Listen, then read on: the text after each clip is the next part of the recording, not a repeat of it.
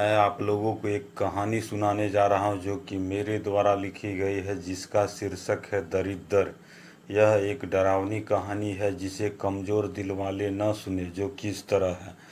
रात्रि की बेला में उत्तम पाल जी ट्रेन से उतरकर स्टेशन से बाहर निकलकर टैक्सी टैक्सी की आवाज़ लगाते हैं, लेकिन उन्हें कोई टैक्सी नहीं मिलती जो उन्हें घर तक पहुंचा सके। मजबूरीवश उन्हें रात्रि की आधी बेला में स्टेशन पर ही रात गुजारनी पड़ती है।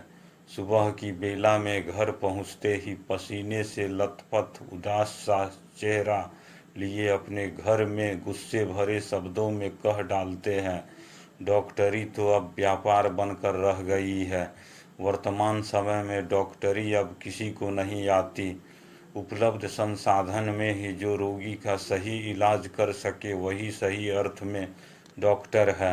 उत्तम पाल जी ऐसा इसलिए कह रहे थे क्योंकि वो अपने इकलौते पुत्र मानस की बीमारी से चिंतित थे।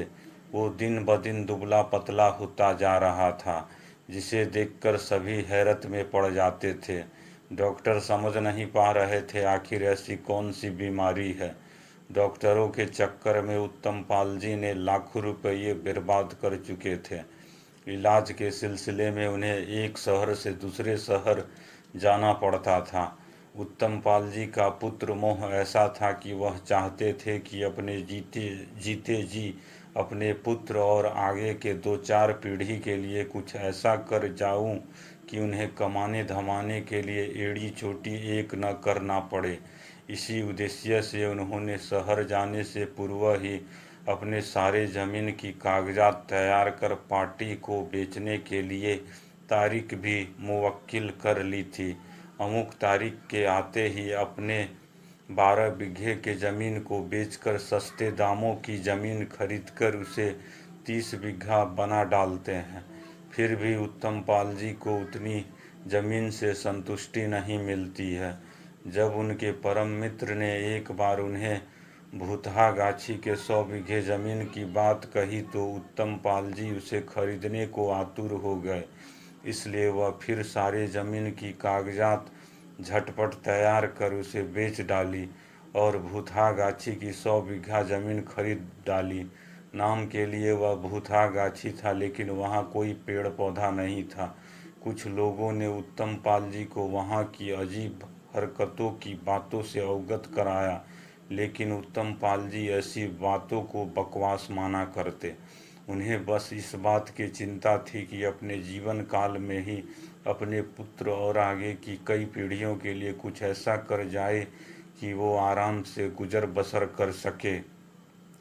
जब इन बातों से छुटकारा मिलता तो वो अपने पुत्र मानस की दुबलेपन की चिंता से ग्रस्त हो जाते।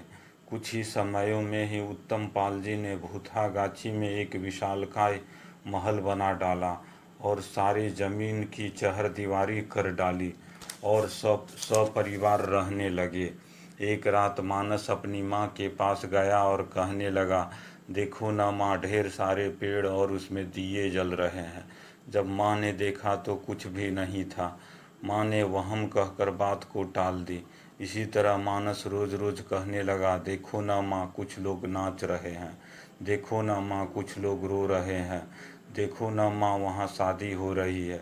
मानस की ऐसी हरकतों को देखकर उसकी माँ में भी डर भाव पैदा होने लगी। जब यह सब बात उत्तम पाल जी को बताया गया तो फिजूल की बातें कह टाल दिया करते।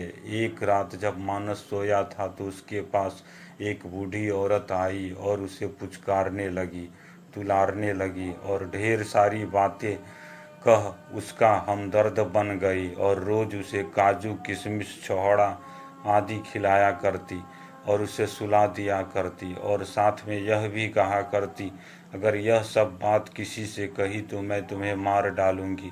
रातों को हर रोज आना बूढ़ी की दिनचर्या बन गई थी। डर से दुबका मानस यह बात किसी से न कहता। कुछ ही महीने में मानस मोटा होने लगा, जिसे देखकर उत्तम पाल जी घर को शुभ फलदायक मानने लगे और उन्हें लगने लगा उनका बेटा ठीक हो रहा है। लेकिन आगे के और कुछ महीनों में मानस का शरीर इतना विशालकाय हो गया कि घर वाले चिंतित होने लगे। डॉक्टरों का तांता लग गया, लेकिन उसका सही उपचार नहीं हो पा रहा था। कुछ दिनों बाद मानस का पेट इतना फूल गया कि घर वालों को डर लगने लगा कि कहीं उसका पेट न फट जाए। मानस का जन्मदिन आने में कुछ ही दिन बाकी थे। मानस ने मन बना लिया था, सभी लोगों के सामने सच कह ही डालूंगा। मानस का जन्मदिन आते ही घर को दिया बाती बैलून से सजा डाला गया था। मेहमानों का तांता लगा था। जन्मदिन मनाने को कुछ ही पल बाकी थे कि वहाँ खड़ा मानस गिर पड़ता है और उसका पेट फट जाता है और खुशी का पल गमगीन माहौल में बदल जाता है। यह कहानी हमें यही प्रेरणा देती है कि हमें ऐसी जगहों का जोखिम नहीं लेना चाहिए जहाँ कोई खतरा बनता हो।